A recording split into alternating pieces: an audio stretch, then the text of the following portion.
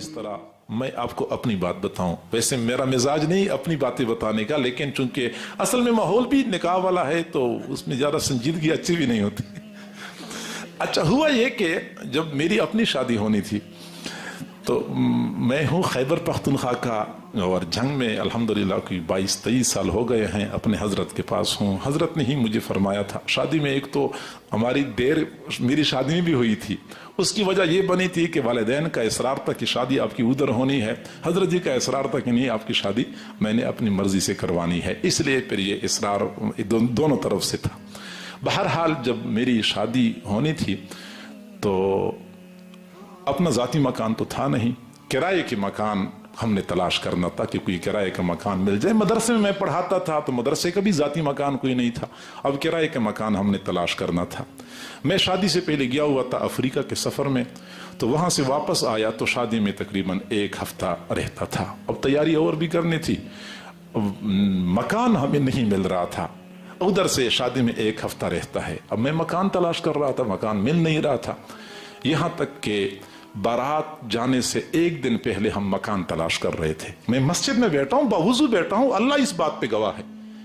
बारात जानी थी, उससे 1 दिन पहले हम मकान तलाश कर रहे थे कि किराए का मकान मिल जाए। हमारे मदरसे के एक उस्ताद थे, कोट अद्दू के थे, तो वो भी मेरे साथ चल रहे थे, उनको भी तरस आ रहा था मुझ पे कि हम मकान तलाश कर रहे हैं।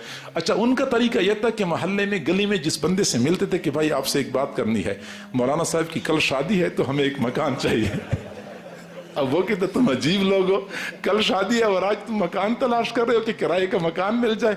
अब हमारी कोशिश ये थी कि मदरसे के करीब करीब मिल जाए, क्योंकि दूर तो फिर हम जा नहीं सकते, मदरसे के करीब करीब तलाश कर रहे थे। लिहाजा वो 1 दिन भी गुजर गया, मकान हमें नहीं मिला। अब अगले दिन हमारी बारात जानी है 10 बजे, शादी मेरी कश्मीर में हुई है तो कश्मीर जाना था हमने। अब परेशान थे कि या अल्लाह अब क्या करें। फजर की नमाज के वक़्त हमने नमाज पढ़ ली तो एक बंदा आया, हमारे हजरत जी के बड़े भाई थे, उन्होंने बता दिया कि यहाँ मेरे कुछ दोस्त हैं मोहल्ले में, तो उनका मकान खाली है, वो किराए पे तो नहीं देना चाहते, लेकिन वो कहते हैं कि चलो हम दे देंगे मौलाना साहब की शादी के लिए, चंद महीने वो यहाँ गुजार दे। हजरत जी ने फरमाया कि ठीक है उनको बुला लो। उन लोगों को बुला लिया और उनसे बातचीत कर ली कि लगे ठीक है आप मकान ले लें, इन्हें इसमें गुजार दें। अब गोया कि 10 बजे हमारी बारात जाने वाली थी और 7 बजे हमारे मकान का फैसला हो गया कि किराए का मकान मिल गया।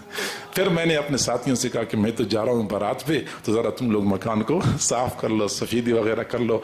कश्मीर जाना था, 2 दिन के बाद हम वापस आ गए।